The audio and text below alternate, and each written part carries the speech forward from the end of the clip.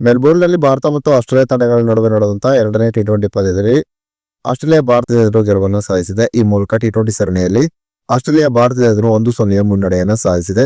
ಇನ್ನು ಆಸ್ಟ್ರೇಲಿಯಾ ಎದುರು ನಡೆದಂತಹ ಎರಡನೇ ಟಿ20 ಪಂದ್ಯದಲ್ಲಿ ಟೀಂ ಇಂಡಿಯಾ ಸೋಲನ್ನು ಕಂಡರೂ ಕೂಡ ಅಭಿಷೇಕ್ ಶರ್ಮಾ ಒಂದು ಭರ್ಜರಿಯಾದ ಬ್ಯಾಟಿಂಗ್ ಪ್ರದರ್ಶನವನ್ನು ತೋರುವುದರ ಮೂಲಕ ಒಂದು ದೊಡ್ಡ ದಾಖಲೆಯನ್ನು ನಿರ್ಮಿಸಿದ್ದಾರೆ. ಹಾಗಾದ್ರೆ ಅಭಿಷೇಕ್ ಶರ್ಮಾ ನಿರ್ಮಿಸಿರುವ ಆ ಒಂದು ದೊಡ್ಡ ದಾಖಲೆ ಏನೇ ಎಂಬುದರ ಡೀಟೇಲ್ಸ್ ಅನ್ನ ಈ ವೇಳೆಯಲ್ಲಿ ನಾವು ನಿಮ್ಮ ಜೊತೆ ಶೇರ್ ಮಾಡಲಿದ್ದೇವೆ. ಈ ಸುದ್ದಿಯ ಡೀಟೇಲ್ಸ್ ಅನ್ನ ಕೊಡುವುದಕ್ಕಿಂತ ಮುಂಚೆ ನೀವು ಟೀಂ ಇಂಡಿಯಾದ ಅಭಿಮಾನಿಗಳಾಗಿದ್ದಲ್ಲಿ ಈ ವಿಡಿಯೋಕ್ಕೆ ಒಂದು ಲೈಕ್ ಮಾಡಿ.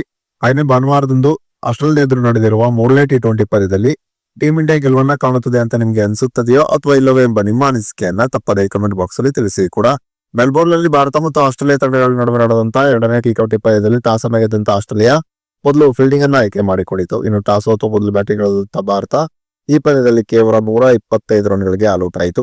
ಟೀಂ ಇಂಡಿಯಾದ ಪರವಾಗಿ ಅಭಿಷೇಕ್ ಶರ್ಮಾ 37 ಎಸೆತದಲ್ಲಿ 68 ರನ್ ಹೊಡೆದರು. ಇದರಲ್ಲಿ 8 4 ಮತ್ತು 2 ಭರ್ಜರಿ ಸಿಕ್ಸಸ್ ಸೇರಿತ್ತು. ಇನ್ನು ಹರ್ಷಿತ್ ರಾಣಾ 33 ಎಸೆತದಲ್ಲಿ 35 ರನ್ ಹೊಡೆದರು. ಅಭಿಷೇಕ್ ಶರ್ಮಾ ಮತ್ತು ಹರ್ಷಿತ್ ರಾಣಾ ಇವರಿಬ್ಬರನ್ನ ಬಿಟ್ಟರೆ ಟೀಂ ಇಂಡಿಯಾದ ಯಾವುದೇ ಒಬ್ಬ ಬ್ಯಾಟ್ಸ್ಮನ್ ಈ ಪಂದ್ಯದಲ್ಲಿ 2 ಅಂಕೆಯ ಮೊತ್ತವನ್ನು ಕೂಡ ಮುಟ್ಟಲಿಲ್ಲ ಅಂತಾನೆ ಹೇಳಬಹುದಾಗಿದೆ. ಈ ಕಾರಣದಿಂದಾಗಿ ಟೀಂ ಇಂಡಿಯಾ ಆಸ್ಟ್ರೇಲಿಯಾ ಎದುರು ಎರಡನೇ ಟಿ20 ಪಂದ್ಯದಲ್ಲಿ ಕೇವಲ 125 ರನ್ಗಳಿಗೆ ಆಲ್ಔಟ್ ಆಯಿತು. ಇನ್ನು ಆಸ್ಟ್ರೇಲಿಯಾ ತಂಡದ ಪರವಾಗಿ ಈ ಪಂದ್ಯದಲ್ಲಿ ಒಂದು ಭರ್ಜರಿಯಾದ ಬೌಲಿಂಗ್ ಪ್ರದರ್ಶನ ತೋರಿಸುತ್ತಾ ಜೋಸ್ ಹೆಜಲ್ವುಡ್ 13 ರನ್ಗಳಿಗೆ 3 ವಿಕೆಟ್ಗಳನ್ನು ಪಡೆದುಕೊಂಡರು. ಇನ್ನು ಬರ್ಲೆಟ್ ಮತ್ತು ನಾಥನ್ ಎಲಿಸ್ ತಲಾ 2 ವಿಕೆಟ್ಗಳನ್ನು ಪಡೆದುಕೊಂಡರು. ಇನ್ನು ಗೆಲುವಿಗಾಗಿ 126 ರನ್ಗಳ ಒಂದು ಸುಲಭದ ಗುರಿಯನ್ನು ಪಡೆದಂತ ಆಸ್ಟ್ರೇಲಿಯಾ ಈ ಗುರಿಯನ್ನು ಅತಿ ಸುಲಭವಾಗಿ ತಲುಪಿತು. ಈ ಮೂಲಕ ಟಿ20 ಸರಣಿಯಲ್ಲಿ ಆಸ್ಟ್ರೇಲಿಯಾ ಇದೀಗ 1-0 ಮುನ್ನಡೆಯನ್ನ ಸಾಧಿಸಿದೆ.